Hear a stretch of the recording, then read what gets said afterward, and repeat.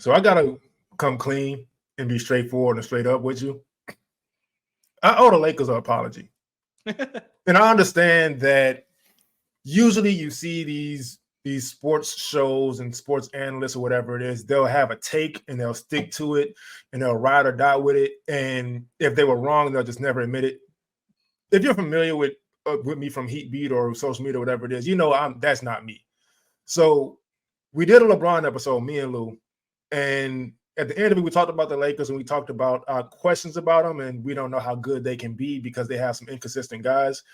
And that's still a question, but for me personally, I kind of went against myself in the sense of what I usually look for in basketball, and I ignored something.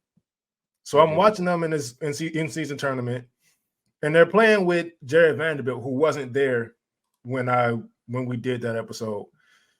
And now I see what they're doing. When you look at that roster, that defense, when they're all healthy, is going to be pretty ridiculous. When you think about Jared Vanderbilt, LeBron is more locked in than I've seen him in years on the defensive end. And it's not like he's ever been a bad defender.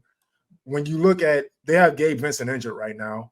When you look, obviously Anthony Davis, that team defensively is going to be something special, and they've shown it in the tournament. Oh, 100%, man. They got the identity of their 2020 team. Like, you know, a lot of people want to shit on them because of the bubble, but they were the top defense like all year round. They were LeBron was the point guard year round. AD was having a sensational year. Obviously, the bubble was AD's jump shooting party. And that's the only time he could ever hit a jump shot in his goddamn life. But they were special all year round. They were elite defensively. They got back to that mold of just let's play defense, let's run. They're the only them and OKC are the only teams in the top 10 in pace and in defense. And like I feel like this Lakers team with all those 6'9" wings. Shout out to Halliburton. He said not every team has Anthony Davis and a bunch of 6'9" wings. This is a unique mold, and you can run point guard with a 6'8" LeBron James. Like they're different. And so we say all that to say, hey, look, to the Lakers, to the Laker fans, whoever may have seen the LeBron episode, I was wrong. I'll admit when I was wrong. I'm not gonna go as far as saying they got something special, but I see what they're doing out there, and I see what they can do out there. And they're not even close to their potential just yet, but when they reach it, it could be something.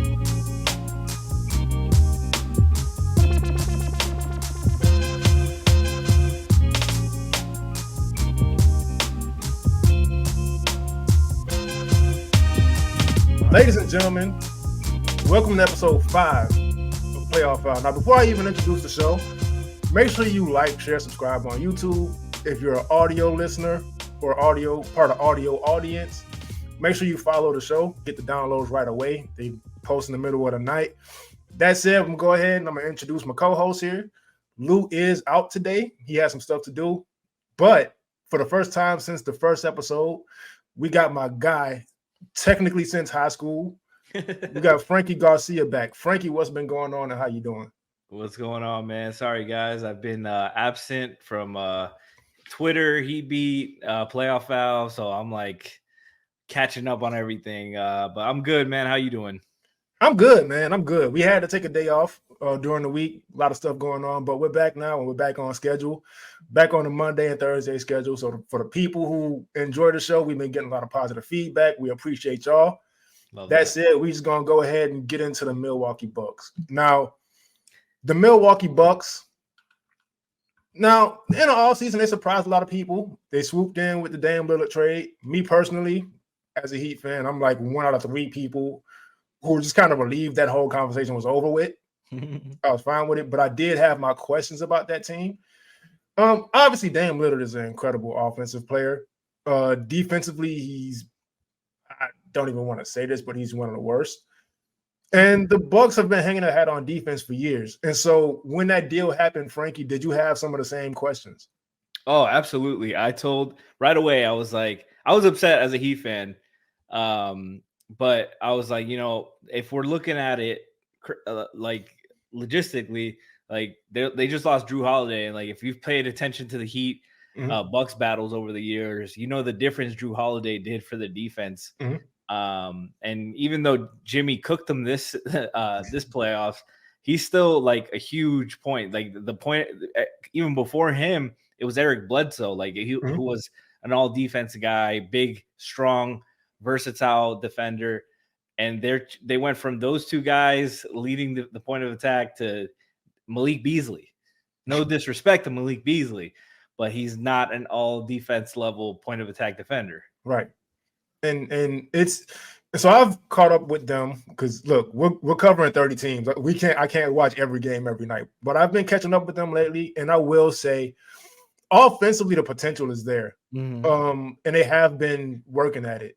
Dame started off the season pretty slow. Well, after that incredible first game, he was kind of struggling. He's sort of gotten himself together. He's been a little more inconsistent than he usually is, but the potential with Giannis as a roller and you having somebody who can pull up from the logo, that still is dangerous. And it is still something that once they figure it out could be tough to guard, especially when you have Brook Lopez out on the three-point line somewhere. And you also have Chris Middleton who can create for himself. Not as well as he once did, but he can still get it done. And so for me personally, I still worry about the offense if I'm an opposing team. But the defense has just been tough. Yeah, like Drew Holiday gets all the publicity, but they've also lost Javon Carter, Wes Matthews, Joe Ingles. Like those are guys that even though Wes and Joe aren't what they used to be, those guys are smart, tough, good team defenders. Wes was one of those guys that always gave Jimmy trouble. He's strong, he's versatile, he's really, really smart. Javon is super underrated, real tough defender, tough nose. And they replaced those guys with Malik Beasley, Damian Lillard, campaign. And one of the young guys that I like, Andre Jackson, he's got potential and stuff there, but he's still a rookie. He's still got stuff he needs to learn and grow into. They've gone from the 4th rated in defense to 22nd. Now they've gotten better recently. Shout out to T.I. Windich. I like to shout out guys and girls, of course, that talk about teams and stuff. And he does a really good job for the Gyro Step podcast on Blue Wire. Shout out to our Heat Beat family over there with Blue Wire. But he said he noted that since they went like back to more of the drop, they were in the top 12 in defensive rating. So they're on their way up. And it's real tough when you're changing so much of your identity. It's not just those guys; it's the coach too, the scheme. You guys got to adjust, get to know each other in personnel. And, I'm not going to judge them fully on who they are right now because we don't know who they'll be come playoff time as we get. I like to wait for the trade deadline and the buyout market to settle out and then really see how teams look, how teams are playing. So this team I'm going to give them the benefit of the doubt. They're going to be a tough out. Like you said, the offense can still really be special. Yeah. And I'm glad you brought up the drop because Brook Lopez, I don't want to ignore. He had the back issues a couple of seasons ago. He came back last season as a legitimate defensive player of the year candidate, though. Absolutely. And so with him and Giannis, even with the defensive questions I have, they're not part of those questions. There are still ways for them to be a decent enough defense, even with Dame Lillard and the guys who can't really defend like that on the perimeter. My only concern is the workload they have, specifically Giannis, who we understand is, look, I don't get into who's more skilled at whatever it is, but most impactful on both ends of the floor. I can't really deny that being Giannis as far as best players in the league. And so, but even still with that, I'm kind of concerned with the workload he'd have to have by playoff time where him along with everybody else is kind of, I don't want to say tired, but it's obviously nobody has fresh legs at that point. And so the workload he's going to have and the workload Brook Lopez is going to have, and Brook Lopez he doesn't really have the defensive versatility. So if that drop is getting killed, is not much else they can really do about it. So that's my concern with the Bucks. The offense will be fine. The defense, those two guys will make it, they'll be able to survive. But I don't know how far they can get in the playoff setting, depending on really two guys to anchor a defense. Yeah, and especially when they're backline guys, and Giannis is really, really good, but he's not a point of attack guy either. You can switch him on to some guys, but he's still more of a drop level at the level guy. He's not really switch cover point, a speedy guard and stuff. You want him at his best off the ball, helping in a drop, containing, and him and Brook doing similar things. So and Chris, who I feel like he doesn't get talked about enough, but his injuries has caused his defense to slip a little bit. He's lost a lot of steps. He was not a guy that teams would target, and that's who he's been for the last couple of years since battling these injuries, coming back, trying to play through all that stuff. But he needs to pick it up, and he's gotten better. He's looking more like himself physically, or like at least a newer version of who he's gonna be. Dame absolutely needs to step it up, but I think the real big thing is they need some kind of 3-and-D guy at the 2 that'll really like blend things out. Like they need like a KCP type, somebody who they can throw at the point guard, throw some length. He can hit the catch and shoot 3 at a high clip. I don't know many guys out there. Maybe like a Royce O'Neal type. I don't even know what he's shooting this year, but I feel like Brooklyn's got some pieces they might want, but I don't know. We're not a trade show. Yeah, they need that kind of identity. Yeah, Royce O'Neal shooting 39%. That would be nice from them. Yeah, I was just gonna say, because we've said on the show before, we have different standards for different teams based on what they're aiming for.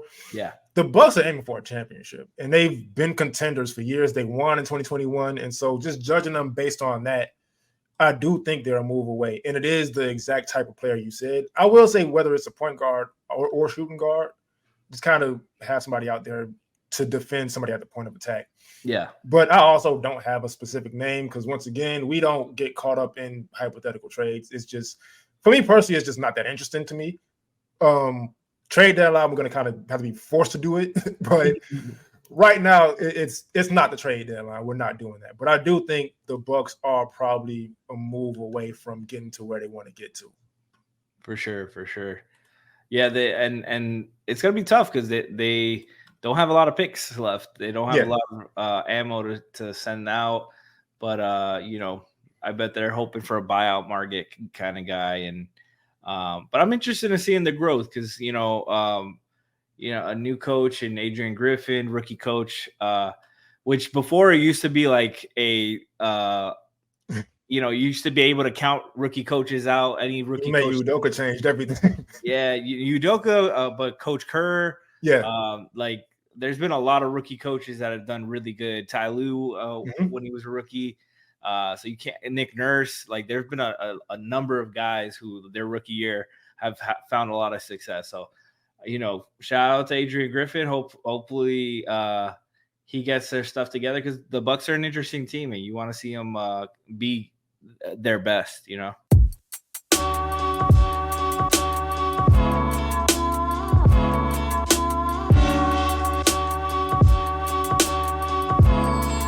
Zion Williamson this weekend got a lot of attention, and for me personally, it's been for the wrong reasons. But we can get into that. Zion right now, and you have some numbers on him, but he's had a very good year so far this year. And aside from his injuries, he's had a very good career so far. But it seems like with him playing in New Orleans, a smaller market, the only time he really gets brought up is for the wrong reason. So I'm watching the play-in game, New Orleans versus Lakers, and there's a side profile of Zion running down the court. And that side profile goes viral, and the topic is Zion's too fat. Me personally, yeah, he could lose some weight. I'm not going to sit here and pretend he can't. But he's been, like I said, a very good NBA player so far. But I'm going to go to you first on this because you tend to have more numbers to back stuff up aside from just me with my eye test. So, Zion Williamson, what's your viewpoint on this whole topic? I get it. I get like he's been disappointing from what he was hyped up, what he was in college. But I feel like we got to keep some of it obviously is the weight people, it's a real easy topic for people to be like, he's not working hard. He's not the best he could be. It reminds me a lot of a guy he's been compared to in Shaquille. Yeah. But like I feel like it's been overstated. Like he's still really good. Like some numbers, he out of the guys who are usage over 20% at 20% or more, minutes, 30 or more minutes, he's in the top 20 in true shooting percentage, ahead of Nikola Jokic. Like he's been good. He's 34th in scoring, which doesn't sound great, but I mean, for this disappointing year, he's averaging 22 a game. He's playing top 10 in potential assists per 100 passes, top 5 in stable and ones per 75. Like he's been solid. He's second in the league in points in the paint per game behind Giannis. Like he's doing pretty well. It's just there's a number of things that he's got to play himself into shape because of all these lower leg injuries and lower body injuries. I definitely think he should be a little bit more slimmer just because all that weight.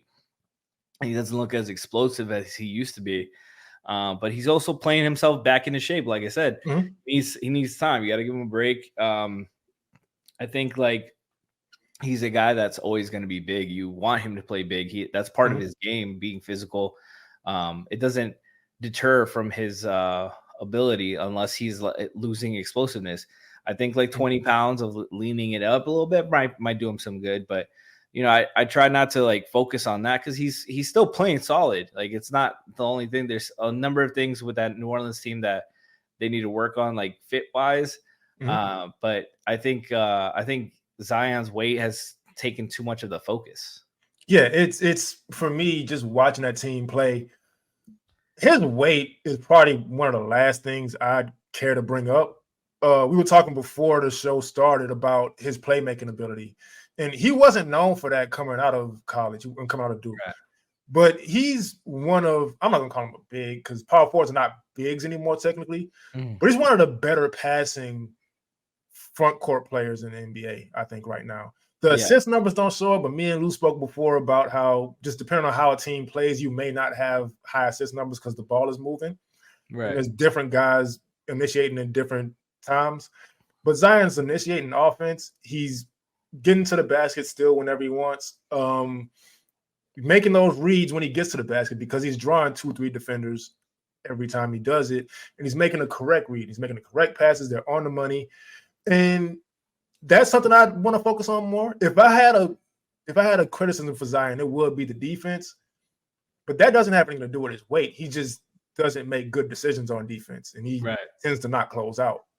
And so that's something I would criticize him on before his weight. But as far as the actual play, like you said, second in the league in points per game in the paint, it's just I don't mind the weight topic because, like you stated, and I don't disagree, he could benefit from losing a few pounds. But he's been getting criticized for it, like he's out there averaging 3.9 points a game, and it's really like he's like old Sean Kemp.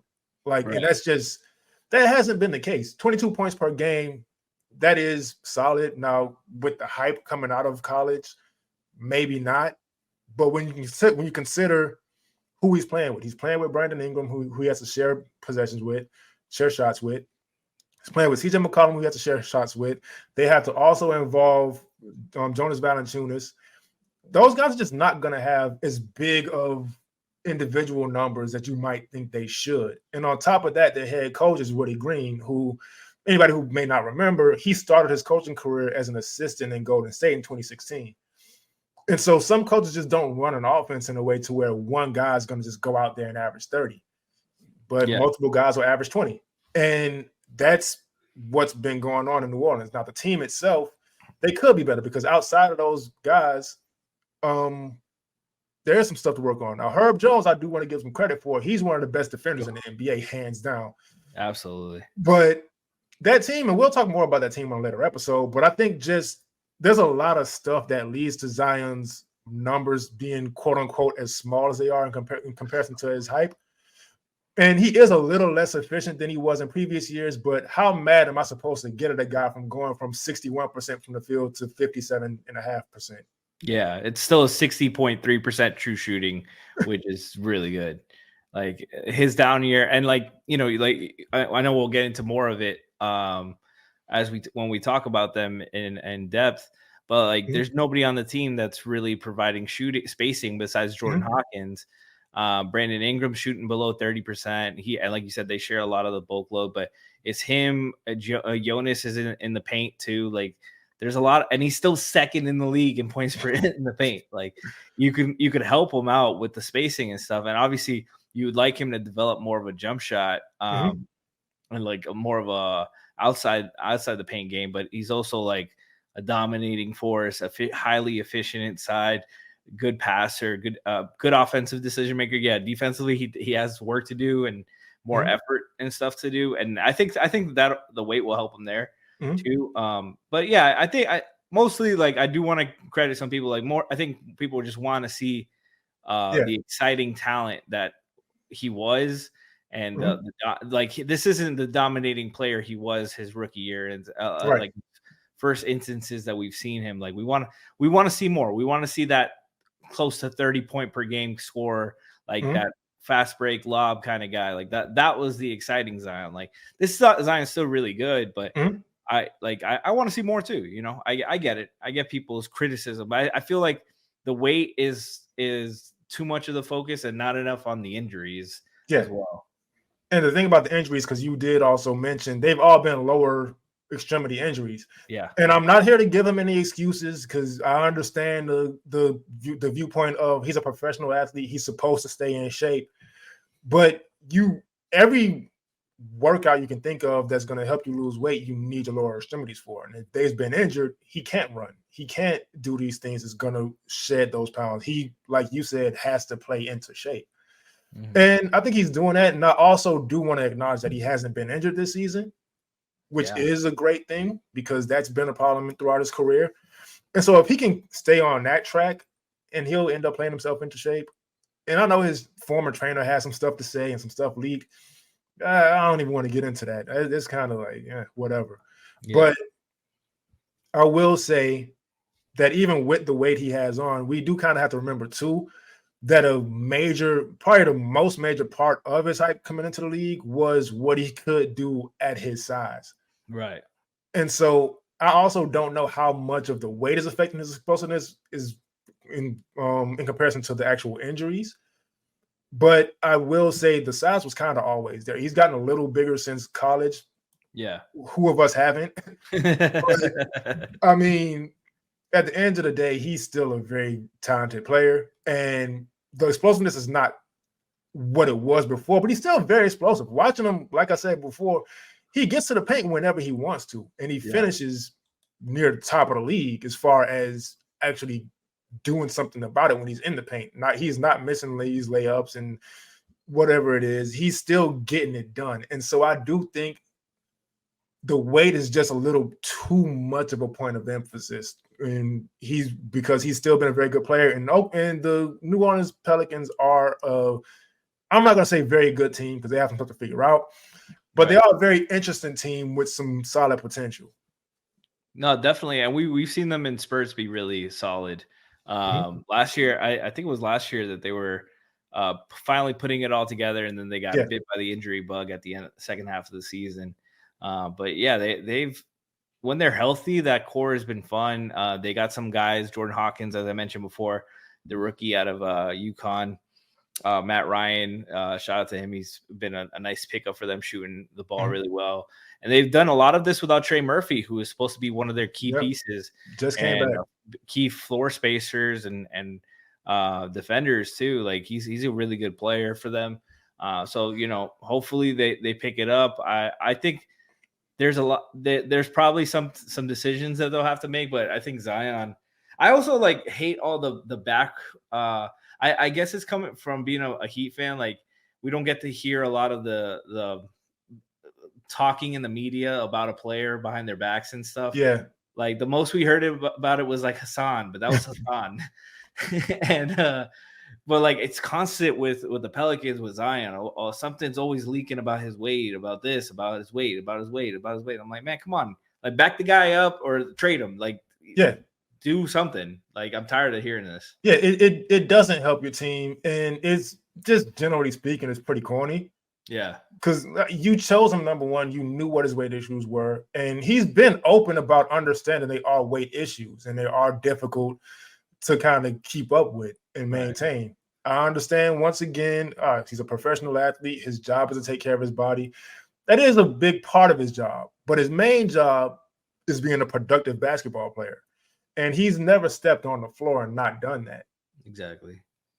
So, and it's too much focus about these beignets he's eating off the court. All right, man. Have you ever had a fucking beignet? The beignets are delicious. I haven't, but it does sound good. I'm not gonna lie to you.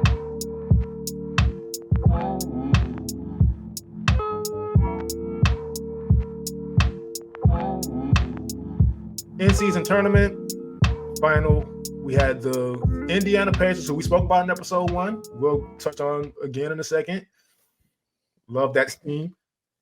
Against the Los Angeles Lakers, who I apologize to in the beginning. You have the best offense in the NBA right now, who are on pace to break the 82 Nuggets record for highest scoring team in the season.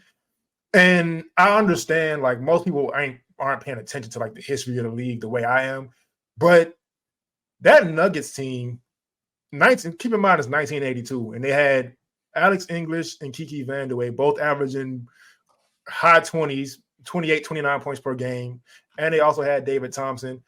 That team doesn't get talked about enough as far as how good they were, because they always ran into the Lakers with Magic and Kareem, whatever the case may be. But aside from that, the Indiana Pacers are making history right now. And they're getting attention. I can't say it's not being talked about enough because it is, but we're going to talk about it some more because I didn't think that kind of record would be, even with the pace now, I didn't think that kind of record would be touched anytime soon. Man, it's so much fun. Shout out to Tyrese Halliburton, Rick Carlisle. They're the way things are flowing, like guys are really just bought in. Like it's fun.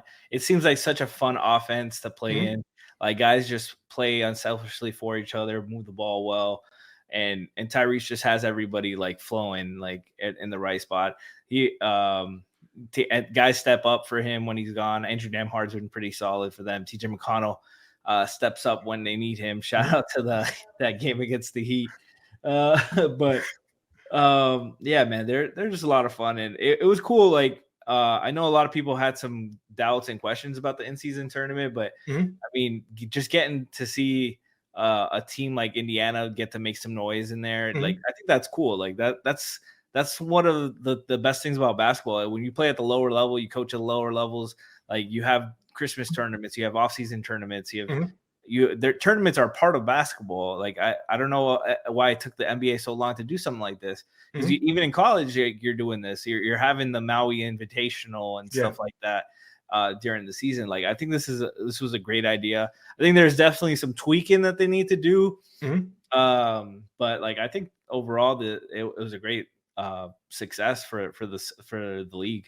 Yeah, and I have a couple tweaks that we'll get to later, but man, just watching this Pacers offense, well, before the Laker game, because the Lakers defense we'll get to in a second once again also. But the Pacers offense just moving at that pace, and Tyrese Halliburton, once again, who we spoke about in episode 1, and I'm just going to say it again, to be honest with you. There's been a very long time since I've seen a point guard with this kind of court vision.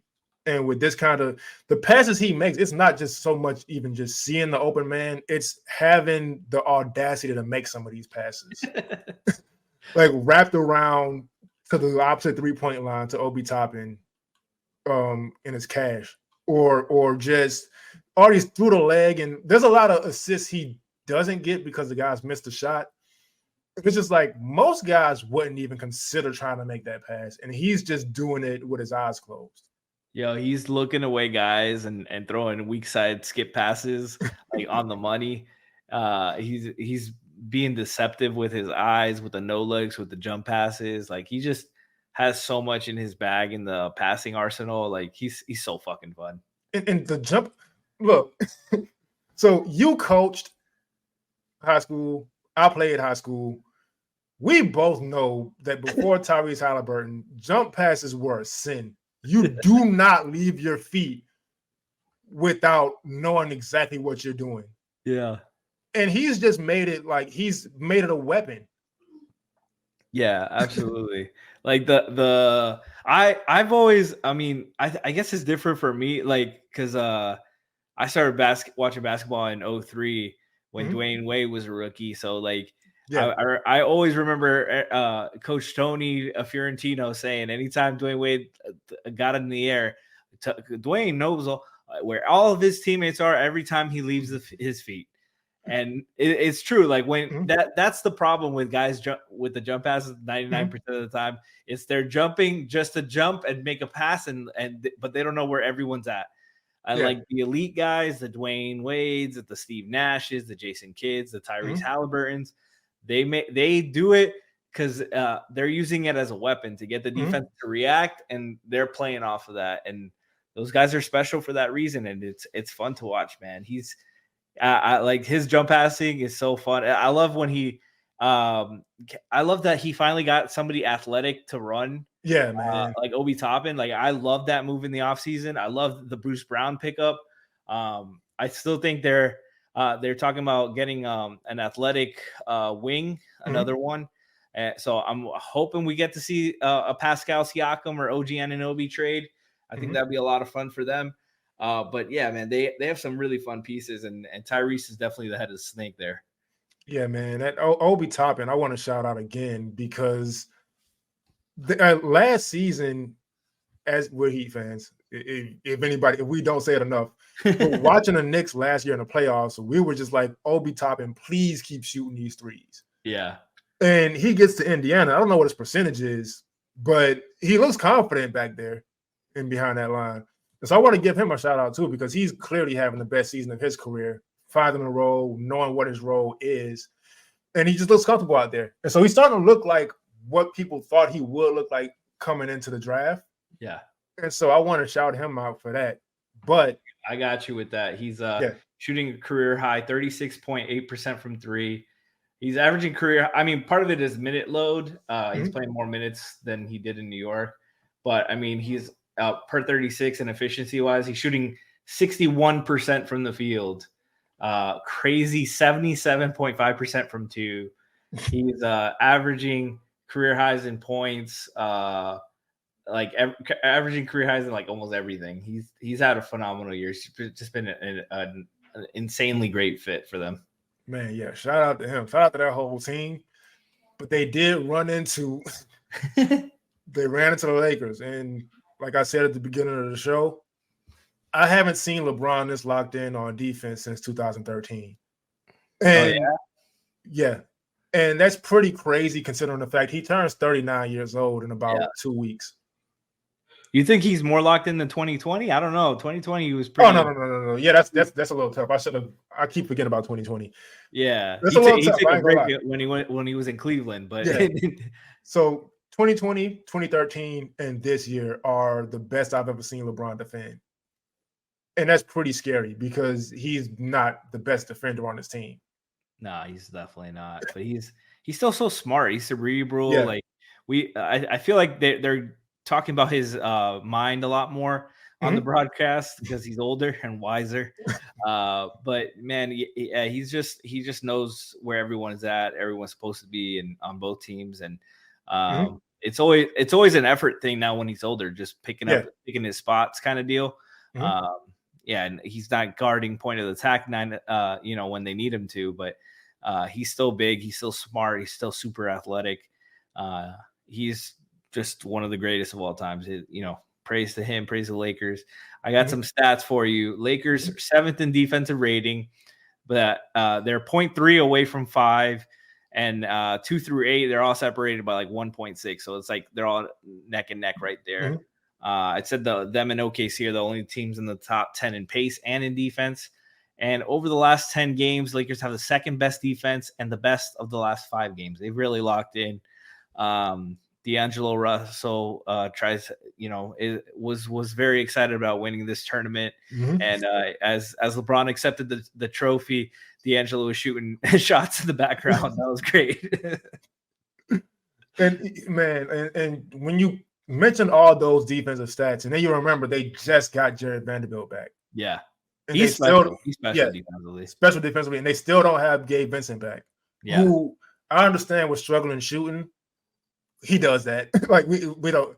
He does that. But defensively, as long as he's not guarding somebody who's too big for him, yeah, he can be one of the best defenders on the floor at times. And so you consider him. You consider Jared Vanderbilt. You consider Cam Reddish and his. I don't want to say resurgence because he wasn't known as a defender, but his sort of coming out party as this lockdown defender. You mentioned Anthony Davis, one of the best defensive players in the league. He doesn't get the credit he deserves as far as defensive player of the year votes, which we don't even have to. When award season comes, I'll get into what I think about awards. But that team defensively just has so much potential. And even just now with them kind of getting healthy, being one of the best defensive teams in the league, aside from 2020, I can't think of a Laker team where that was their identity. And that's kind of the scary part, because when you also think about who their coach is, Darvin Ham, and I understand Laker fans are real indifferent on Darvin. Not indifferent, he's very polarizing. But if we're being honest, Phil Jackson and Pat Riley are the only coaches Laker fans have ever liked. And Pat Riley had a real hard time leading up to him leaving LA also. So that just comes with the territory. They expect wins, and they have every reason to expect wins. But Darvin Ham, coming from Milwaukee, on that championship team, they're going to prioritize defense. And I like the fact that he's still there for that team to come together and for the front office to support him in what he's trying to do defensively, because that also doesn't happen. Right. You'll just fire the coach if the team is struggling and just figure something out later, hopefully. But they kept him on, and they gave him a roster where he can really kind of build his philosophy into the team. Yeah, for sure. They like Tyrese Halliburton said that they have a bunch of 6'9" dudes and Anthony Davis. But it's Taurean Prince, it's Max Christie, who doesn't get a lot of love. Like Cam Reddish, like you mentioned, like those guys bring a lot of size, a lot of versatility. Now they got Vanderbilt back, and they get to throw a lot of length and switching, and you get to unlock some extra versatility because LeBron James is 6'8" and he can play the point, and you're going to run the offense through him on the ball in the post. Pick and roll, like you can play a lot of ways. You can just focus on defense and run and push and mismatch hunt, and you have guys who are shooting the ball well. LeBron's finding them and hitting them in their shooting pocket. LeBron's also shooting 40% from 3 on almost 6 attempts a game. Like D'Angelo Russell's playing a pretty solid in like a more of a role than like I'm the guy D'Angelo Russell, which I don't really love, but he's fitting in. He's fitting in, and he's having a really good, solid season for them. They just have a lot of versatility that a lot of teams can't match. Yeah, and when we talk about the versatility, we mentioned how incredible the Indiana Pacers offense is. And I watched the Lakers successfully trap Tyrese Halliburton, who we just mentioned is probably the best passer in the league right now. Well, just Jokic and LeBron. Like, I'm not going to just put him over them just yet, but arguably the best passer in the league right now. You can make an argument. And I watched him successfully trap him. And the thing to really think about, because I understand, you trap somebody, they're in trouble, whatever. No, because trapping is not just that 2-on-1. It's still, you got these 2 defenders, and then the 3 guys behind those 2 defenders still have to be real sharp on their rotations. They have to be exactly where it's supposed to be, or somebody like Tyrese Halliburton is going to kill you with the playmaking. And I watched the Lakers execute these traps to a T and give Tyrese Halliburton a tough time and give the Pacers a tough time.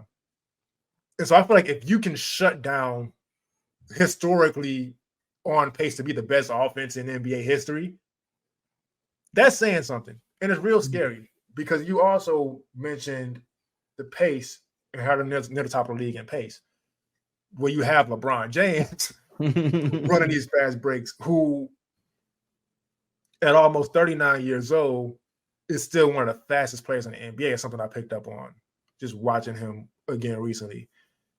And he's passing it to Anthony Davis, one of the most athletic bigs in the NBA, one of the fastest, and who's always going to run the floor if he's not like either complaining to a referee or like holding it. But and he has these guys on the wing. He has these shooters he can pass to. It's just this Laker team is a lot more dangerous than what people may think. And I'm here to say it first. And it's not from a place of, well, we work for a big network, so we're just going to mention the Lakers and say they're dangerous to get views. No, they are genuinely a pretty dangerous team. 100%. It's unfortunately, it's all on the health of Anthony Davis and LeBron James again. But I mean, you could say that about every team in the league, that it's on the health of their top two players. But with Anthony Davis, it's just he just hasn't been able to stay healthy. And but talent wise, he's still having a really good year. It's just he's got to stay healthy, got to stay consistent, got to be tough in these games, man. I just hate seeing Anthony Davis like kind of just like glide in the game. You know what I mean? Like you forget he's there. Like you forget, you have to mention him. And like there's too many games where he's not as impactful as you feel he should be. And it's difficult because he's a big man. He has to find a kind of force his way into being impactful and being loud, being noticeable. Defensively does a phenomenal job there. Like you mentioned, he's one of the most athletic bigs in the league. I love when he gets out in transition and he gets a stop. He's running, sprinting down there to get an easy seal and hit ahead from LeBron or D'Angelo and dunking it on and getting an and one. I just hope he's just not grabbing his shoulder after that. That's the thing with watching it, man. But yeah, they got a lot of the formula of 2020 and kind of a new school. They not doing it with a lot of shooting. They're doing it running, getting stops, and it's fun basketball. I really like watching them defend. It's a lot of fun.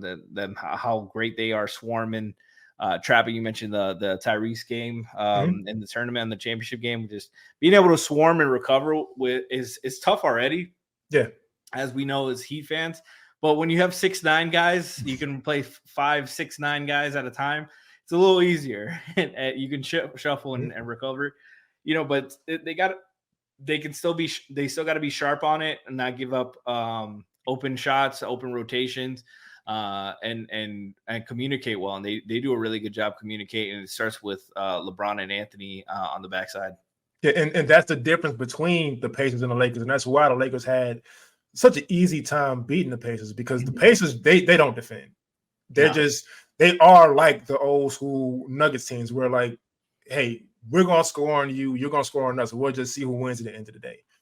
The Lakers' pace starts with their defense. Yeah.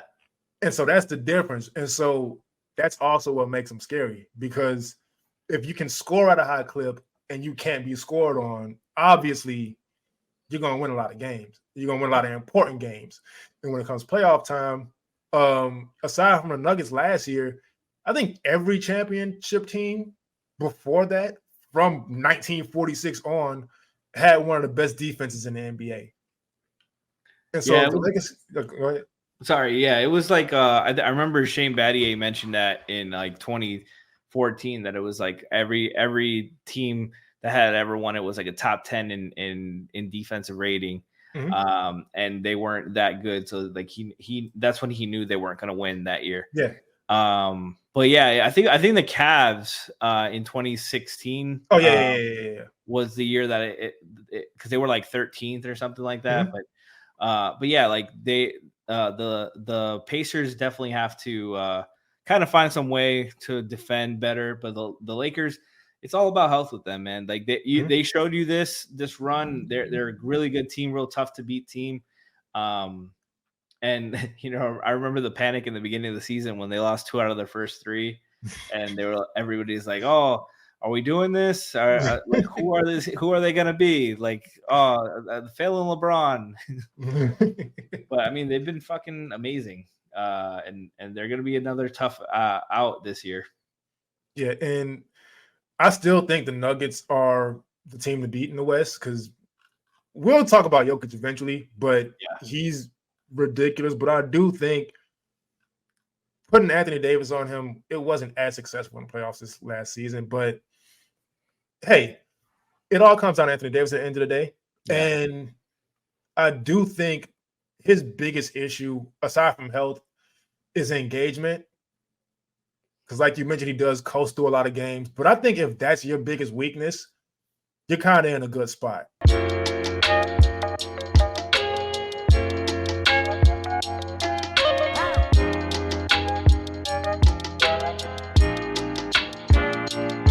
Overall thoughts on the tournament.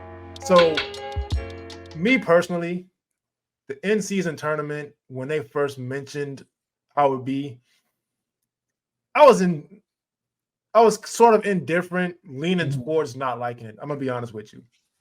I still don't fully understand the structure of it, even though I watched the whole thing. But I will say, I love it.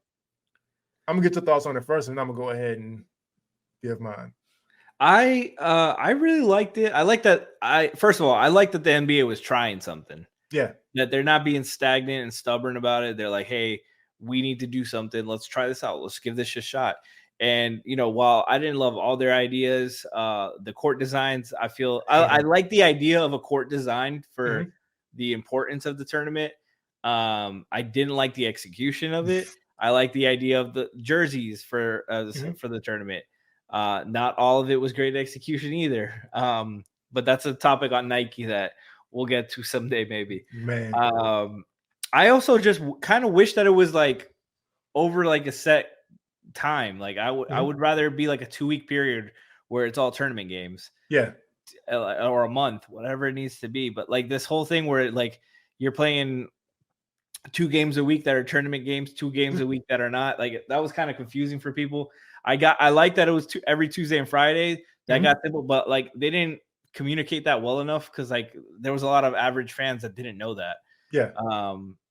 Like they didn't know the difference of when was a tournament game, what was not. So I feel like they got some tweaking to do, but I think overall, I think it was definitely a success. If we were to rate it, I'd probably give it like a B plus.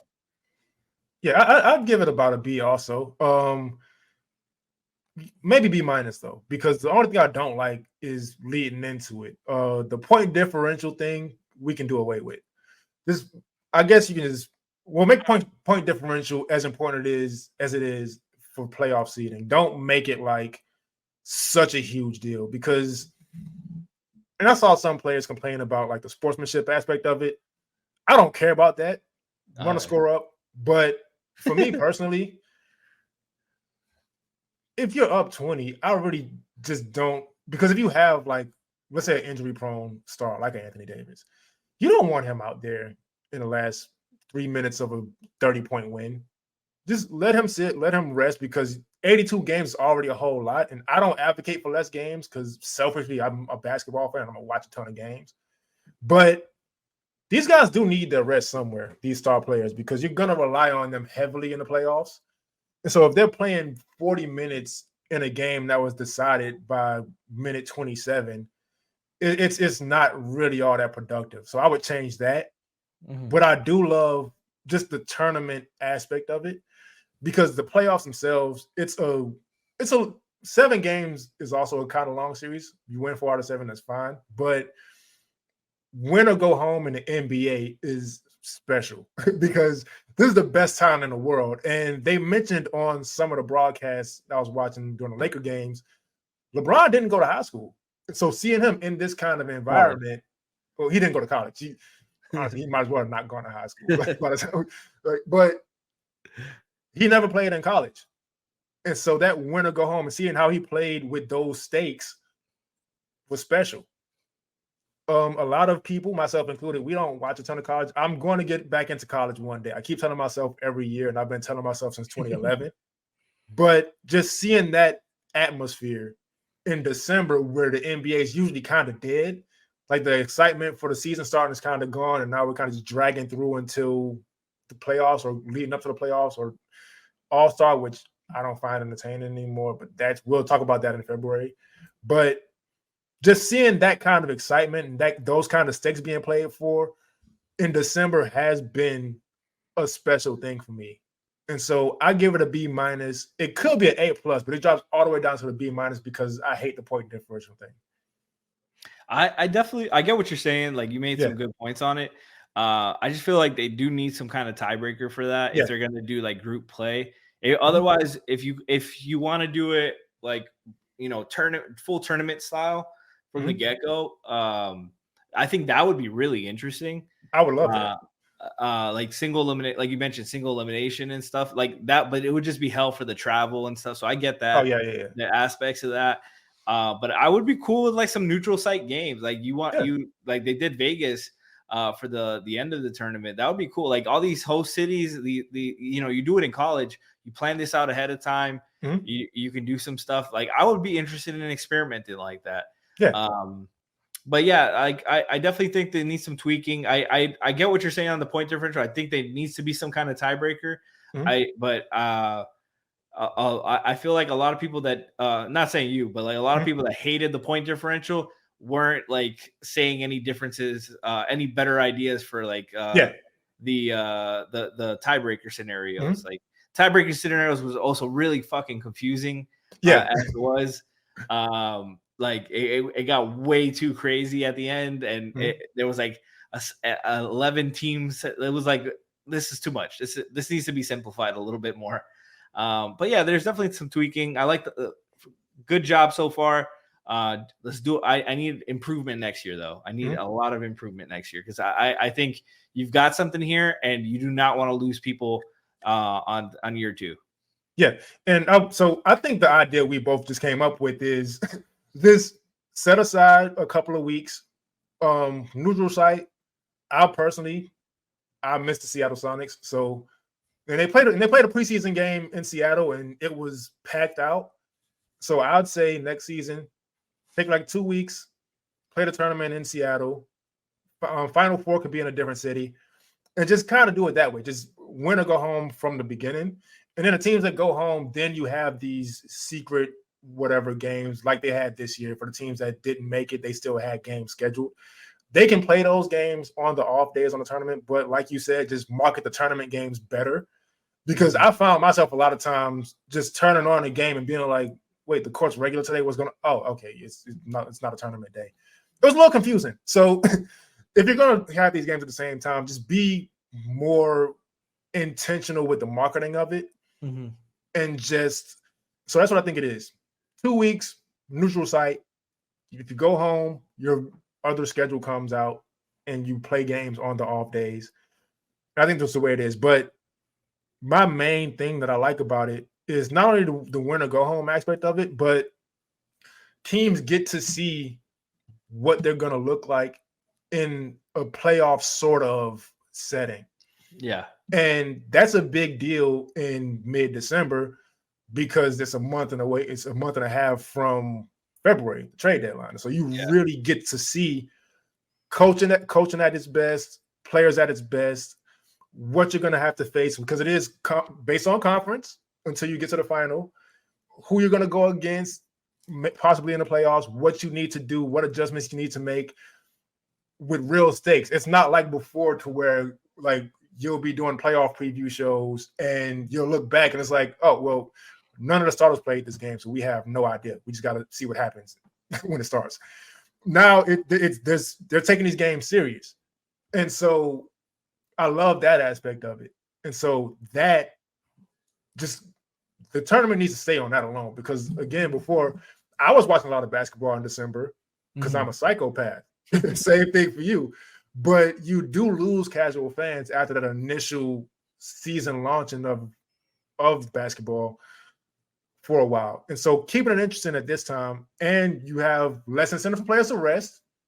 There was a lot of Kawhi Leonard and Paul George playing before they got eliminated, and a few other players. So you cut down on players resting. There's real stakes there.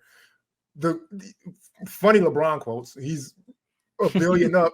Like, he's really taking his 500,000 serious. But it worked out. Everybody played as hard as they needed to play. The coaches were just not out there bullshitting. And so the in-season tournament I love, but just the 1 point differential thing and make the courts less hideous.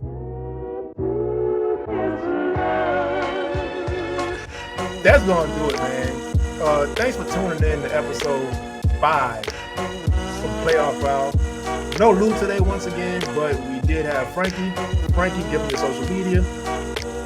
Yeah, Kenny said we can only have one Cuban at a time. No, I'm just kidding. Frankie G _, that's Frankie with a Y on Twitter. You can follow me there. Also follow us on StreamBeat. We are doing an episode this week with Bruce and Jack Alfonso on our shows of the year. Top 10 shows of the year. Spoiler alert, there's going to be some reality shows on there for me.